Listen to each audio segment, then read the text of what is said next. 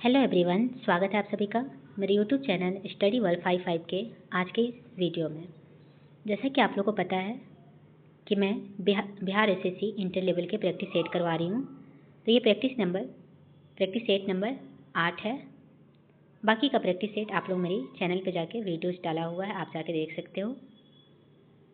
तो चलिए स्टार्ट करते हैं। हमारा पहला क्वेश्चन है, 1986 में राजीव गांधी की सरकार ने लोकतंत्र के लिए पंचायती राज संस्थाओं का पुनरुद्धार और विकास पर एक समिति की नियुक्ति किसके अध्यक्षता में की थी?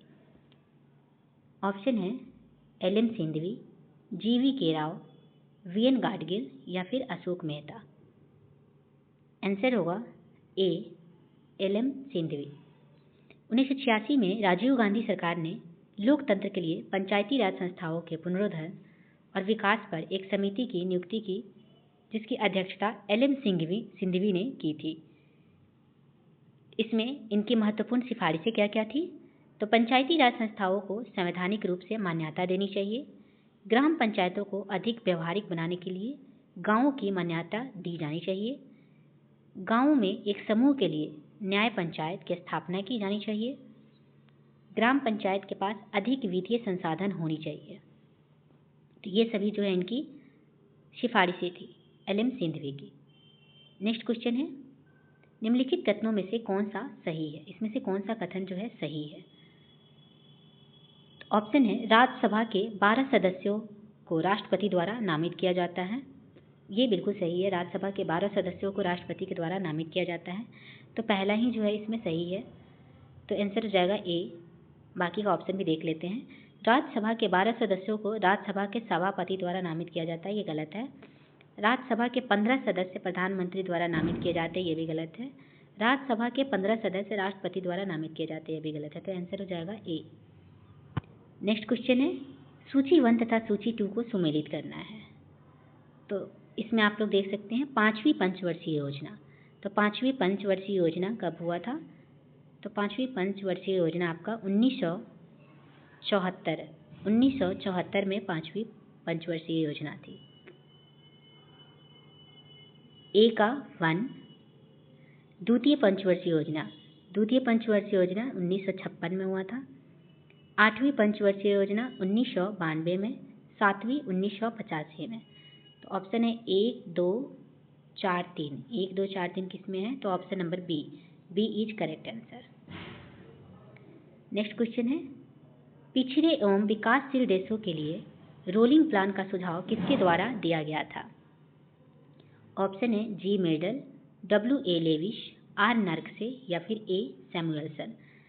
तो पिछड़े एवं विकासशील देशों के लिए रोलिंग प्लान का सुझाव किसके द्वारा दिया गया था? आंसर होगा ए, जी मेडल। रोलिंग प्लान के अंतर्गत अनवरत प्लान चलती रहती है।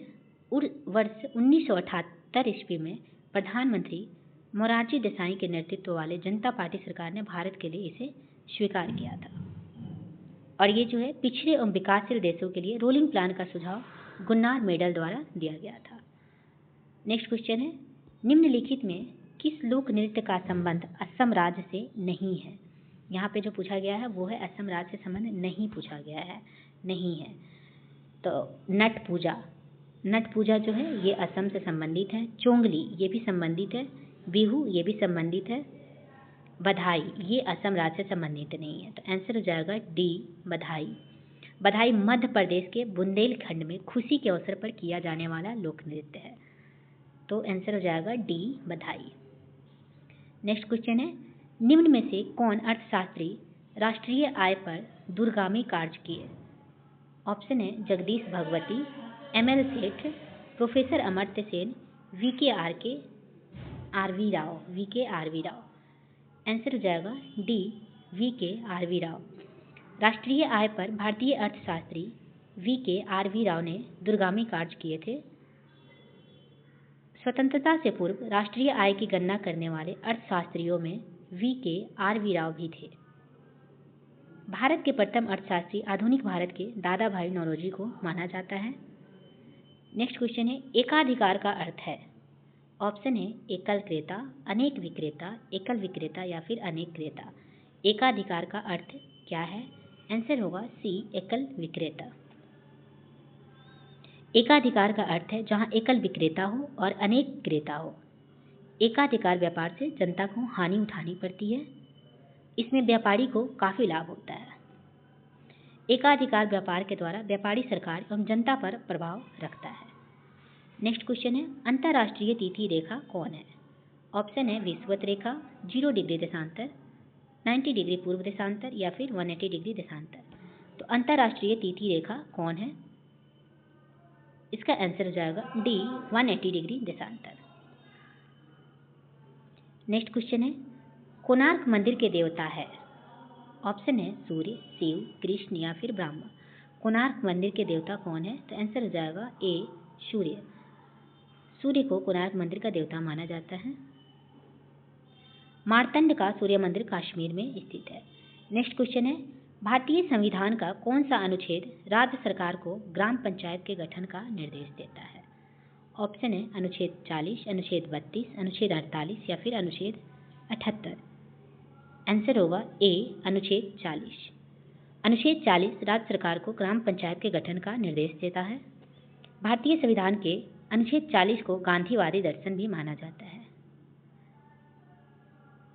संविधान में 11वीं अनुसूची जोड़ी गई जो पंचायती राज से संबंधित है। नेक्स्ट क्वेश्चन है,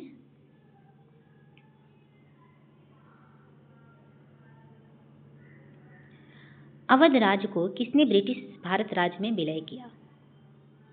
ऑप्शन है Warren Hastings, Lord Wellesley, Lord Dalhousie या फिर लॉर्ड कर्जन। अवध राज्य को किसने ब्रिटिश भारत राज्य में विलय किया? आंसर होगा सी, लॉर्ड डलहौजी। अवध राज्य को लॉर्ड डलहौजी ने ब्रिटिश भारत राज्य में विलय किया। अवध राज्य को 1856 में कुशासन के आधार पर विलय किया गया। लॉर्ड डलहौजी ने अवध राज्य को दुधारू गाय या चेरी की संज्ञा दी थी। नेक्स्ट क्वेश्चन है, मिट्टी और पत्थर के टुकड़ों का पहाड़ी की तल की ओर गमन करना कहलाता है।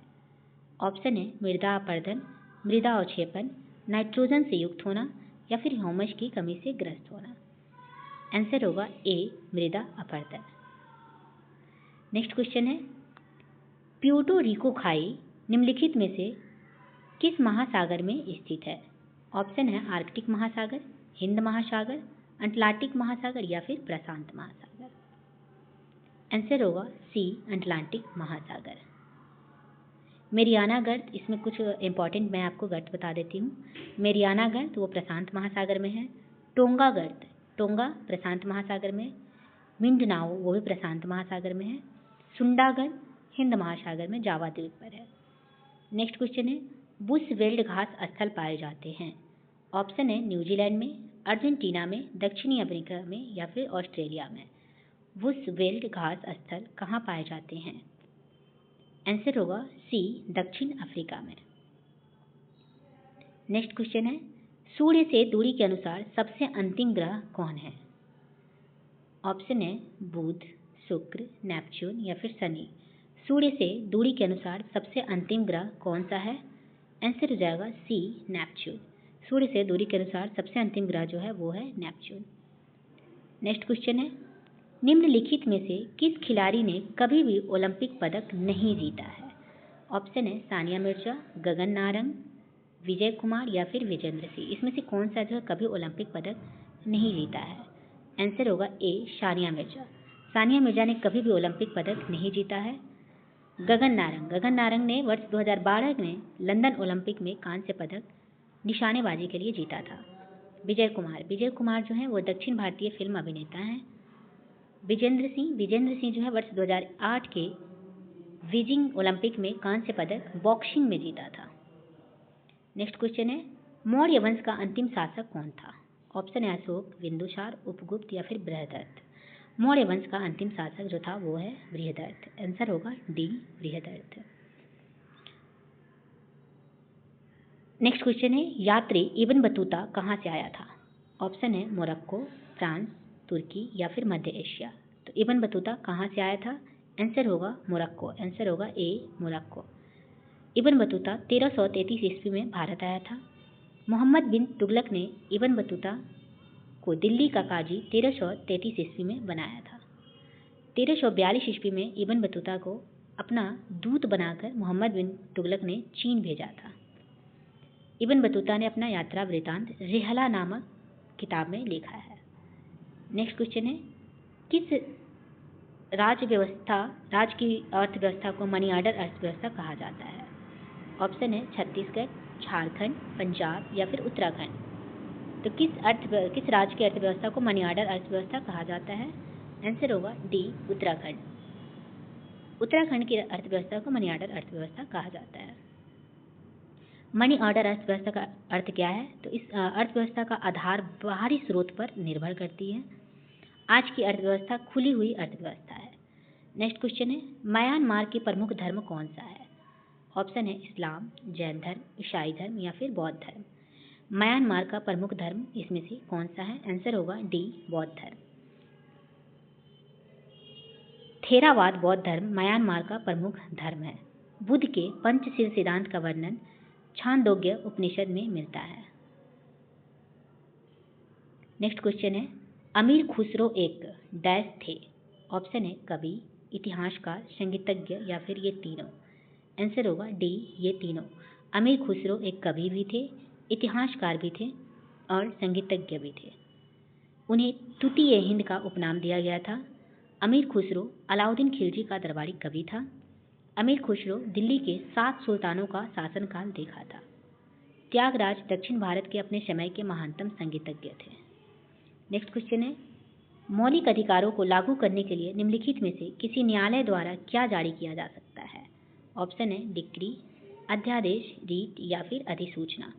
तो मौलिक अधिकारों को लागू करने के लिए किसी न्यायालय द्वारा क्या जारी किया जा सकता है? आंसर होगा सी, रीट। मौलिक अधिकारों का संरक्षक भारत में उच्चतम न्यायालय है।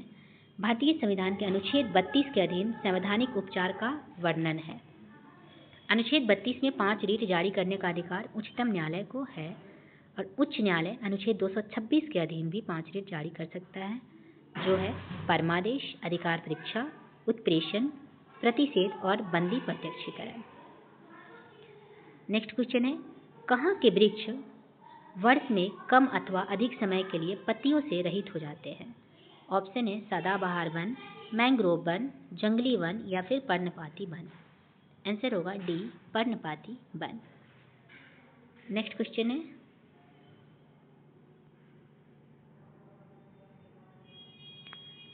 प्रसिद्ध विरूपाक्ष मंदिर कहाँ अवस्थित है? ऑप्शन है भद्राचलम, चिदम्बरम, हम्पी या फिर श्रीकालहस्ती। तो प्रसिद्ध विरूपाक्ष मंदिर कहाँ अवस्थित है? आंसर होगा सी, हम्पी में। हम्पी तुंगभद्रा नदी के तट पर है। हम्पी विजयनगर राज्य की राजधानी थी। विजयनगर राज्य की स्थापना 1336 ईस्वी में हरिहर तथा बुक्का ने की थी। कृष्णदेव राय विजयनगर राज्य के महानतम शासक थे। नेक्स्ट क्वेश्चन है, हम्पी निम्नलिखित में से किसके उत्तरी तट पर स्थित है? ऑप्शन है तुंगभद्रा, गोदावरी, कावेरी और कृष्णा। आंसर होगा ए, तुंगभद्रा। हम्पी जो कर्नाटक में अवस्थित है। विजयनगर राज्य मध्यकालीन भारत में हिंदुओं का गौरवशाली इतिहास है। नेक्स्ट क्वेश्चन है, गोलकुंडा के मुस्लिम राज्य का उदय किस प्राचीन हिंदू साम्राज्य के अवशेषों पर हुआ? ऑप्शन है वारंगल, द्वार समुद्रम, देवगिरी या फिर बरार। आंसर होगा ए, वारंगल। नेक्स्ट क्वेश्चन है, फारस से आने वाले अब्दुल रज्जाक की हम्पी यात्रा के समय दक्षिण भारत में विजयनगर का शासक कौन था? ऑप्शन है अच्युत देवराय, देवराय द्वितीय, कृष्णदेवराय, सदाशिवराय। आंसर होगा बी, देवराय द्वितीय। फारस से आने वाले अब्दुल रज्जाक का हम्पी यात्रा के समय दक्षिण भारत में विजयनगर का शासक देवराय द्वितीय था। विजयनगर राज्य में अनेक विदेशी आया, जिसमें अब्दुल रज्जाक भी हैं, जो राज्य की समृद्धि की चर्चा किया है। नेक्स्ट क्वेश्चन है, वेद शब्द का अर्थ है? ऑप्शन है ज्ञान का रहस्य, धर्म संहिता, आचार संहिता और ज्ञान। तो वेद शब्द का क्या अर्थ होता है? तो आंसर होगा डी, ज्ञान। वेद 4 है, ऋग्वेद, सामवेद, यजुर्वेद और अथर्ववेद। इसका अर्थ होता है, वेद का अर्थ होता है ज्ञान। नेक्स्ट क्वेश्चन है, सांभर लवन झील कहाँ अवस्थित है? ऑप्शन है हिमाचल प्रदेश, कर्नाटक, मध्य प्रदेश और राजस्थान। आंसर होगा डी, राजस्थान। सांभर लवन झील राजस्थान में अवस्थित है। सांभर झील भारत का सबसे बड़ी खारे पानी की झील है। नेक्स्ट क्वेश्चन है, भारत में सबसे पहली रेलगाड़ी कब चलाई गई? ऑप्शन है 1948, 1853, 1875, 1880। तो भारत में सबसे पहली रेलगाड़ी कब चलाई गई थी? आंसर होगा बी 1853 में। 16 अप्रैल 1853 ईस्वी को भारत में बॉम्बे और ठाणे के बीच रेलगाड़ी जो कि 34 किलोमीटर चलाया गया था, और ये लॉर्ड डलहौजी के समय भारत में रेल की परिचालन शुरू हुआ था। रेलवे बोर्ड की स्थापना 1905 ईस्वी में की गई थी। सबसे अधिक रेलवे का विस्तार लॉर्ड कर्जन के समय में हुआ था। नेक्स्ट क्वेश्चन है, निम्नलिखित में से वह कौन सी नदी है जिसका उद्गम भारतीय क्षेत्र में नहीं है? ऑप्शन है महानदी, ब्रह्मपुत्र, रावी या फिर चिनाब। आंसर होगा बी ब्रह्मपुत्र। ब्रह्मपुत्र नदी का उद्गम भारतीय क्षेत्र में नहीं है। यह तिब्बत में मानसरोवर झील से 80 किलोमीटर की दूरी पर स्थित हिमानी से, जो समुद्र तल से 5150 मीटर की ऊंचाई पर स्थित है। ब्रह्मपुत्र नदी को तिब्बत में शांगपो कहा जाता है। अरुणाचल प्रदेश में इसे दिहांग कहते हैं। नेक्स्ट क्वेश्चन है, डैश को स्वतंत्रता आंदोलन की ग्रैंड ओल्ड लेडी कहा जाता है। ऑप्शन है सरोजिनी नायडू, अरुणा आसफ अली, उषा मेहता, विजय लक्ष्मी पंडित। तो किसको जो है ग्रैंड ओल्ड लेडी कहा जाता है? आंसर होगा बी अरुणा आसफ अली को। अरुणा आसफ अली को स्वतंत्रता आंदोलन की ग्रैंड ओल्ड लेडी कहा जाता है। भारत छोड़ो आंदोलन के दौरान ग्वालियर टैंक मैदान में भारतीय ध्वज फहराने के लिए इनको जाना जाता है। नेक्स्ट क्वेश्चन है, निम्नलिखित में से कौन ताशकंद समझौते से संबंधित है? ऑप्शन है पंडित जवाहरलाल नेहरू, लाल बहादुर शास्त्री, इंदिरा गांधी या फिर मोरारजी देसाई। आंसर होगा बी लाल बहादुर शास्त्री। लाल बहादुर शास्त्री ताशकंद समझौते से संबंधित है। 1965 ईस्वी में पाक भारत के बीच युद्ध हुआ, लाल बहादुर शास्त्री के समय में हुआ था। 10 जनवरी 1966 को भारत पाकिस्तान के बीच ताशकंद समझौता हुआ। 11 जनवरी 1966 को लाल बहादुर शास्त्री की मृत्यु ताशकंद में हो गई। नेक्स्ट क्वेश्चन है, जनगणना 2011 के अनुसार जनसंख्या घनत्व का सही अवरोही क्रम किन राज्यों का है? आंसर होगा ए, पहले होगा बिहार, फिर बंगाल, फिर केरल। नेक्स्ट क्वेश्चन है, आमेर महल कहाँ पर स्थित है? ऑप्शन है जयपुर, जोधपुर, आगरा और उदयपुर। तो आमेर महल कहाँ पर स्थित है? आंसर होगा ए जयपुर में। सवाई जयसिंह जयपुर के प्रसिद्ध शासक थे। सवाई जयसिंह ने 5 स्थानों पर जंतर मंतर का निर्माण करवाया था। इनको जो है खगोल विद्या में रुचि थी। नेक्स्ट क्वेश्चन है, निम्नलिखित में से कौन सा एक बाघ संरक्षित स्थल नहीं है? आंसर है सरिस्का, बांदीपुर, मानस या फिर सुल्तानपुर। यहाँ पे पूछा गया है नहीं है, तो आंसर हो जाएगा डी सुल्तानपुर। सुल्तानपुर बाघ संरक्षण स्थल नहीं है। सुल्तानपुर झील अभयारण्य हरियाणा में अवस्थित है। यह पक्षी के लिए जाना जाता है। नेक्स्ट क्वेश्चन है, जुलाई 2023 में इसरो ने PSLV C56 रॉकेट से किस देश के 7 उपग्रहों को सफलतापूर्वक प्रक्षेपित किया? ऑप्शन है सिंगापुर, ब्रिटेन, संयुक्त अरब अमीरात और कनाडा। आंसर होगा ए सिंगापुर। नेक्स्ट क्वेश्चन है, भारत पर हुनों का आक्रमण किसके शासनकाल में हुआ था? ऑप्शन है स्कंदगुप्त, समुद्रगुप्त, उपगुप्त और श्रीगुप्त। तो हुनों का आक्रमण किसके शासनकाल में हुआ था? आंसर होगा ए स्कंदगुप्त के। भारत पर हुनों का आक्रमण स्कंदगुप्त के समय में हुआ था। स्कंदगुप्त को अंतिम महान गुप्त शासक माना जाता है। स्कंदगुप्त के जूनागढ़ अभिलेख से सुदर्शन झील की पुनः मरम्मत करने का प्रमाण मिलता है। नेक्स्ट क्वेश्चन है, वह प्रथम राष्ट्रीय पार्क कौन सा है जिसे भारत में स्थापित किया गया? ऑप्शन है Velavadar national park, Periyar national park, Bandipur national park या फिर Jim Corbett national park. Answer होगा D Jim Corbett national park. Jim Corbett national park Bharat में स्थापित प्रथम नेशनल पार्क है। इसका निर्माण 1936 ईस्वी में हुआ है, जो कि उत्तराखंड में स्थित है। नेक्स्ट क्वेश्चन है, महमूद गजनवी के भारत पर आक्रमण का प्रमुख उद्देश्य क्या था?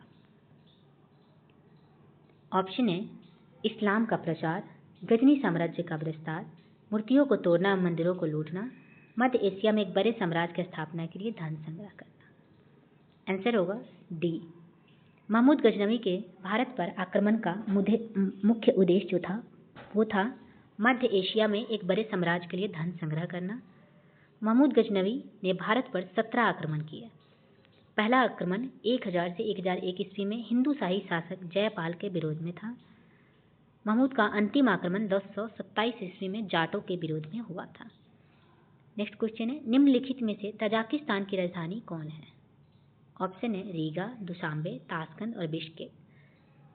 आंसर होगा बी दुशांबे। तजाकिस्तान की राजधानी दुशांबे है। तजाकिस्तान एशिया महादेश के मध्य में स्थित एक देश है जो चारों तरफ से जमीन से घिरा है। नेक्स्ट क्वेश्चन है, जुलाई अगस्त 2023 के दौरान बर्लिन में आयोजित विश्व तीरंदाजी चैंपियनशिप में कितने भारतीय तीरंदाज द्वारा स्वर्ण पदक प्राप्त किए हैं? आंसर होगा सी 3। 2 स्वर्ण पदक तीरंदाज के लिए क्रमशः अदिति गोपीचंद स्वामी एवं ओजस प्रवीण देवताले को व्यक्तिगत कंपाउंड में दिया गया है। तीसरा स्वर्ण पदक सम्मिलित रूप से ज्योति सुरेखा वेनम, परनीत कौर और अदिति गोपीचंद स्वामी को महिला कंपाउंड टीम द्वारा जीता गया है। नेक्स्ट क्वेश्चन है, अंग्रेजों द्वारा सर्वप्रथम कहवा यानी कि कॉफी बागान लगाए गए थे? ऑप्शन है चिकमंगलूर जनपद में, कुर्ग जनपद में, नीलगिरी जनपद में या फिर वायनाड जनपद में। तो अंग्रेजों द्वारा सर्वप्रथम कॉफी बागान कहाँ लगाए गए थे? तो आंसर हो जाएगा ए चिकमंगलूर जनपद में, जो कि कर्नाटक राज्य में स्थित है। भारत में सबसे अधिक कहवा कर्नाटक में उत्पादित होता है। ब्राजील कॉफी का सबसे बड़ा उत्पादक है। यह एक गर्म पेय पदार्थ है। और नारियल भारत में सबसे अधिक कहाँ मिलते हैं? तो नारियल भारत में सबसे अधिक केरल राज्य में होता है। नेक्स्ट क्वेश्चन है, उपन्यास द ओपिनियन ट्रॉफी के लेखक कौन है? ऑप्शन है इलैयाराज, खुशवंत सिंह, प्रकाश कुमार सिंह या फिर झोपाल हीरी। द ओपियम ट्रॉफी के लेखक कौन है? आंसर होगा B Khushwant Singh. Next question है, निम्नलिखित में से कौन लोकसभा के प्रथम अध्यक्ष थे? ऑप्शन है एम.ए. आयंगर, जी.वी. मावलंकर, सरदार हुकुम सिंह, एन. संजीव रेड्डी। तो कौन जो है लोकसभा के प्रथम उपाध्यक्ष थे? आंसर होगा B G V. Mavalankar. G V. Mavalankar पर अविश्वास प्रस्ताव भी लाया गया था। जी.वी. मावलंकर की पद पर रहते ही मृत्यु भी हो गई थी। प्रथम दलित स्पीकर जी.एम.सी. वाल योगी थे। नेक्स्ट क्वेश्चन है, नदियों को जोड़ने के कार्यक्रम के अंतर्गत डैश नदी से केन नदी को जोड़ने का कार्य निर्माणाधीन है। ऑप्शन है महानदी, चंबल, काली सिंध या फिर बेतवा। आंसर होगा डी बेतवा। नेक्स्ट क्वेश्चन है, मैक्सिको की खाड़ी और लैब्राडोर सागर निम्नलिखित में से किसके भाग्य है? ऑप्शन है आर्कटिक महासागर, प्रशांत महासागर, हिंद महासागर या फिर अटलांटिक महासागर। तो मैक्सिको की खाड़ी और लैब्राडोर सागर किसके भाग्य हैं? आंसर होगा डी अटलांटिक महासागर। नेक्स्ट क्वेश्चन है, मिस वर्ल्ड 2023 प्रतियोगिता का आयोजक देश है? आंसर होगा ए भारत। नेक्स्ट क्वेश्चन है, मध्य प्रदेश में आयोजित खेलो इंडिया यूथ गेम्स 2023 में आकाश कुमार ने किस खेल में स्वर्ण पदक जीता था? आंसर होगा तलवारबाजी, सी तलवारबाजी। नेक्स्ट क्वेश्चन है, जुलाई 2023 में कौन सा देश शंघाई सहयोग संगठन एशियो का स्थायी सदस्य बना है? आंसर होगा ए ईरान। नेक्स्ट क्वेश्चन है,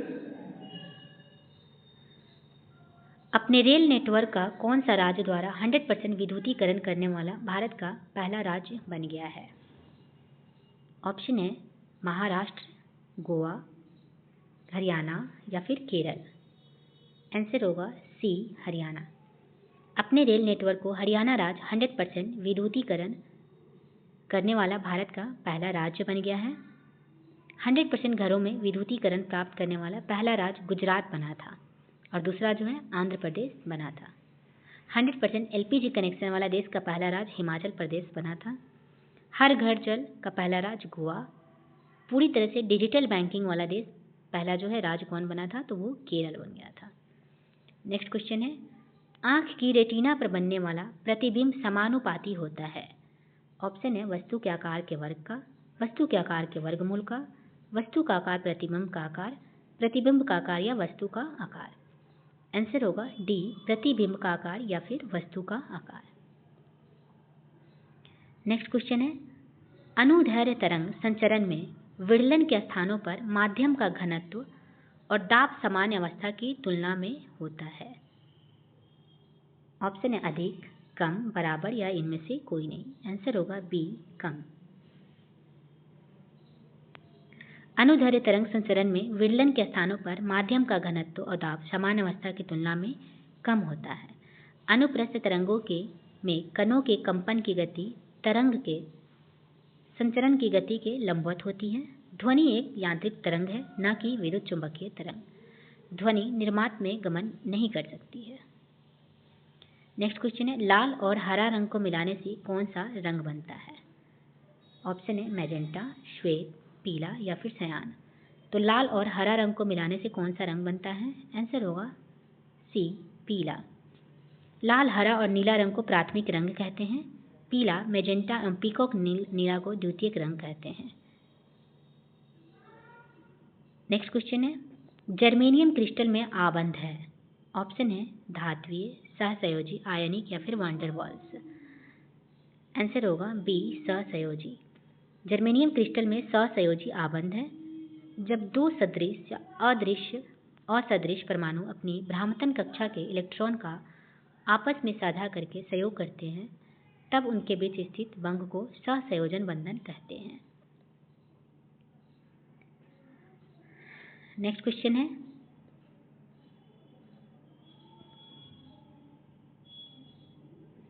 जब एक गेंद के निर्वात में 49 मीटर पर सेकंड की चाल से ऊपर फेंका जाता है, उच्चतम बिंदु तक पहुंचने के लिए उस गेंद द्वारा लिया गया समय कितना होगा?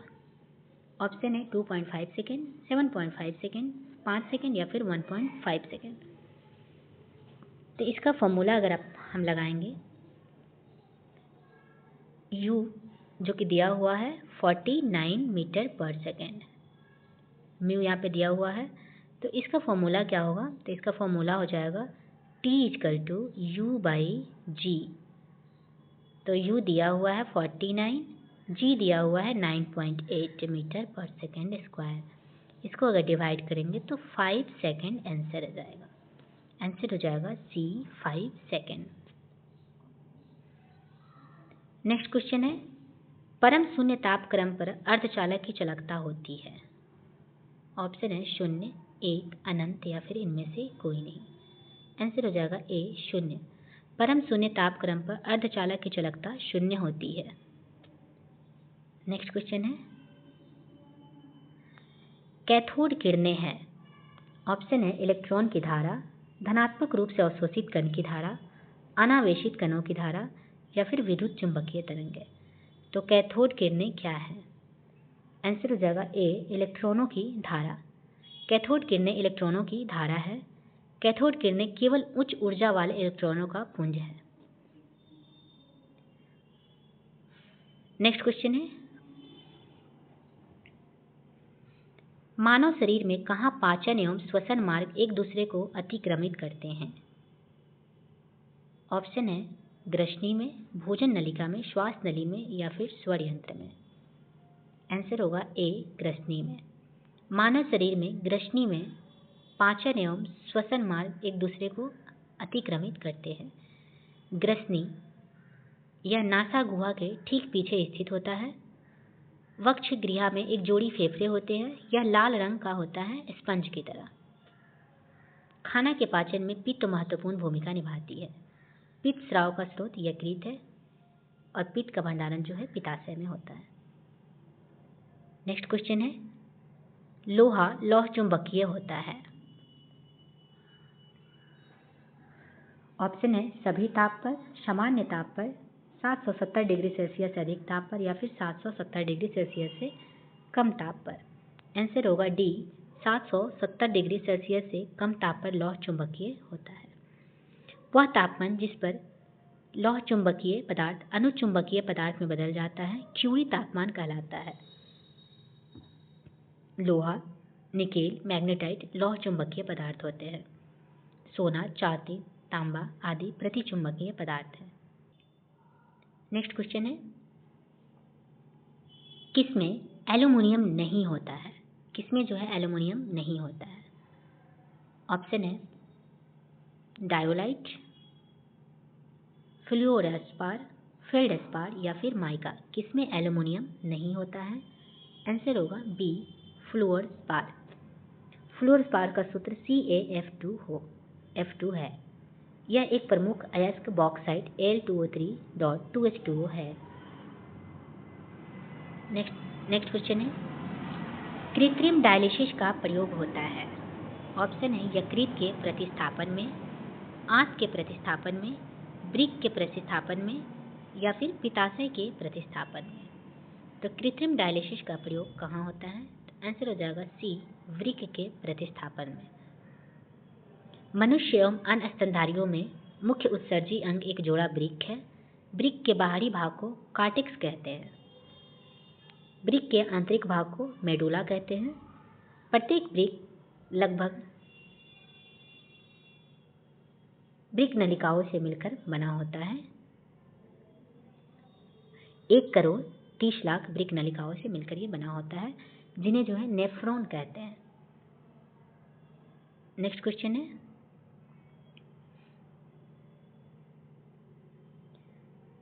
सूर्य उगते और डूबते समय लाल क्यों दिखाई पड़ता है?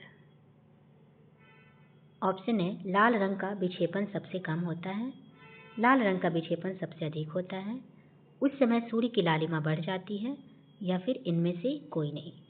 तो सूर्य उगते और डूबते समय लाल क्यों दिखाई पड़ता है?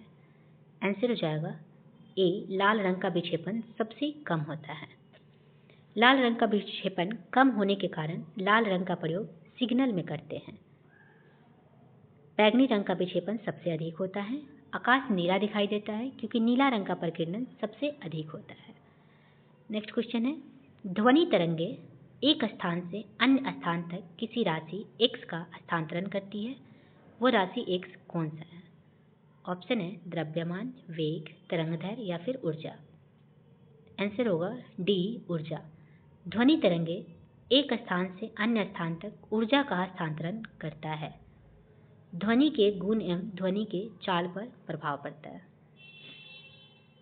नेक्स्ट क्वेश्चन है, मानव शरीर की सबसे बड़ी ग्रंथि कौन सी होती है? ऑप्शन है गुर्दा, यकृत, आमाशय या फिर पीयूष। मानव शरीर की सबसे बड़ी ग्रंथि कौन सी होती है? आंसर होगा बी, यकृत, यानी कि लीवर। यकृत मानव शरीर की सबसे बड़ी ग्रंथि है। इसका वजन लगभग 1.5 से 2 kg तक होता है। यकृत प्रोटीन की उपापचय में सक्रिय रूप से भाग लेता है। यकृत प्रोटीन की अधिकतम मात्रा को कार्बोहाइड्रेट में परिवर्तित कर देता है। भोजन में वसा की कमी होने पर यकृत कार्बोहाइड्रेट के कुछ भाग को वसा में परिवर्तित कर देता है। यकृत फाइब्रोनोजेन नामक प्रोटीन का उत्पादन करता है, जो रक्त को थक्का बनाने में मदद करता है। हेपेरिन नामक प्रोटीन का उत्पादन भी यकृत में ही होता है, जो शरीर के अंदर रक्त का जमने से रोकता है। नेक्स्ट क्वेश्चन है, आमाशय में भोजन के पश्चात क्या मिलता है? ऑप्शन है पीतरस, अग्न्याशय रस, टाइलिन या फिर जठर रस। तो आमाशय में भोजन के पश्चात क्या मिलता है? आंसर होगा डी, जठर रस। आमाशय में भोजन लगभग 4 घंटे तक रहता है। भोजन के आमाशय में पहुंचने पर पाइलोरिक ग्रंथियों से जठर रस यानी कि गैस्ट्रिक जूस निकलता है। यह हल्का पीला रंग का अम्लीय द्रव्य है। नेक्स्ट क्वेश्चन है, मांस, मछली का यकृत तथा दूध निम्न में से किसका स्रोत है? ऑप्शन है vitamin D, vitamin B12, vitamin A या फिर विटामिन के। आंसर होगा ए, विटामिन डी। मांस, अंडा, मछली, यकृत तथा दूध विटामिन डी का स्रोत है। विटामिन डी का रासायनिक नाम कैल्सीफेरॉल है। रेनिन दुग्ध पाचक एंजाइम है। विटामिन डी की कमी से क्या क्या होता है? तो विटामिन डी की कमी से रिकेटस, ऑस्टियोमैलेशिया जैसे रोग होते हैं। विटामिन डी का संश्लेषण सूर्य के प्रकाश में उपस्थित पाराबैंगनी किरणों द्वारा त्वचा के कोलेस्ट्रॉल में होता है। नेक्स्ट क्वेश्चन है,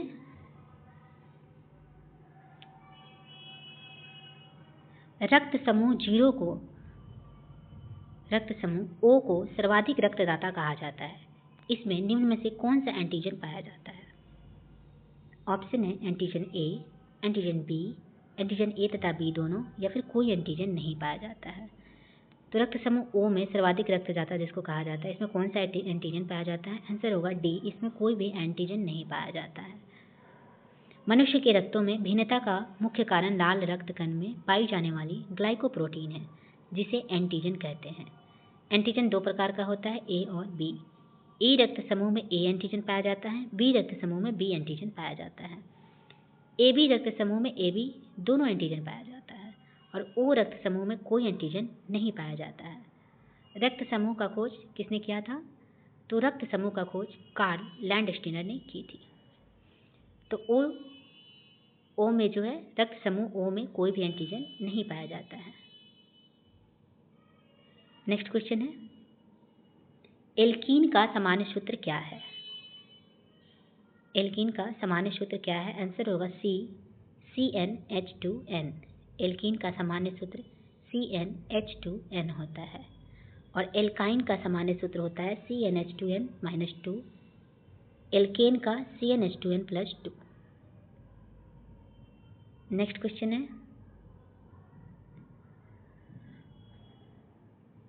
पानी से भरे गिलास में बर्फ का एक टुकड़ा तैर रहा है। टुकड़े के पूरा पिघल जाने पर गिलास में पानी का तल क्या होगा? ऑप्शन है बढ़ जाता है, अपरिवर्तित रहता है, घट जाता है या फिर सभी असत्य है। तो पानी से भरे गिलास में बर्फ का एक टुकड़ा जो कि तैर रहा है, तो टुकड़े का पूरा अगर पिघल जाता है तो गिलास में पानी का तल कैसा हो जाएगा? आंसर हो जाएगा बी, अपरिवर्तित रहेगा, उसमें कोई भी जो है चेंजेज नहीं होगा। जब बर्फ पानी में तैरती है तो उसके आयतन का 1/10 भाग पानी के ऊपर रहता है। सामान्य जल की अपेक्षा समुद्री जल का घनत्व अधिक होता है, इसलिए उसमें तैरना आसान होता है। आपेक्षिक घनत्व को हाइड्रोमीटर से मापा जाता है। नेक्स्ट क्वेश्चन है, एक पिंड को एक मीनार से शून्य वेग के साथ नीचे गिराया जाता है। एक पिंड को एक मीनार से शून्य वेग के साथ जो है नीचे गिराया जाता है। यदि 4 सेकेंड बाद वह धरातल पर पहुंचता है तो मीनार की लगभग ऊंचाई क्या होगी? जो यहाँ पे जी दिया हुआ है ऑलरेडी, 10 मीटर पर सेकेंड स्क्वायर। ऑप्शन है 80 मीटर, 20 मीटर, 160 मीटर या फिर 40 मीटर। आंसर हो जाएगा ए, 80 मीटर। और वो क्यों होगा? तो यहाँ पे टाइम जो कि दिया हुआ है 4 सेकेंड, वेग दिया हुआ है 0, मतलब शून्य वेग से टी 4 सेकेंड दिया हुआ है, वेग 0 दिया हुआ है। हाइट अगर निकालेंगे तो h = ut + half gt square. तो फॉर्मूला निकालेंगे 1/2 × 10 × 4 × 4, तो आंसर आ जाएगा 80 metre. Total answer 80 metre answer आ जाएगा। फिर से एक बार मैं फार्मूला आप लोगों को बता देती हूँ। तो height h = ut + half gt square, u = 0 already दिया हुआ है, तो 1/2 × 10 × 4 × 4, तो अगर कट आगे करेंगे तो 80 मीटर आंसर आ जाएगा। आंसर हो जाएगा ए, 80 मीटर। नेक्स्ट क्वेश्चन है, जब किसी धातु को गर्म किया जाता है तो इसका प्रतिरोध क्या होगा? जब किसी धातु को गर्म किया जाता है तो उसका प्रतिरोध क्या होगा? ऑप्शन है घट जाता है, बढ़ जाता है, बढ़ सकता है या घट सकता है या फिर नियत रहता है। तो किसी धातु को गर्म करते हैं तो इसका प्रतिरोध क्या होता है? तो इसके प्रतिरोध में जो है बढ़ जाता है, इसके प्रतिरोध में इंक्रीजेज होती है। गर्म करने पर वस्तु के अणु के बीच टकराव अधिक होता है और उसी अनुपात में प्रतिरोध जो है बढ़ जाता है। गैस वस्तु में ससंजक बल का मान कम होता है, ठोस वस्तु में ससंजक बल का मान जो है अधिक होता है। नेक्स्ट क्वेश्चन है, सब्जी के रूप में खाया जाने वाला छत्रक है। सब्जी के रूप में खाया जाने वाला छत्रक कौन सा है? ऑप्शन है शैवाल, कवक, फर्न या फिर मांस। तो सब्जी के रूप में खाया जाने वाला जो छत्रक है वो है कवक।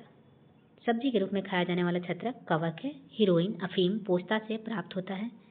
केसर मसाला बनाने में पौधों का वर्तिकाग्र भाग काम में लाया जाता है।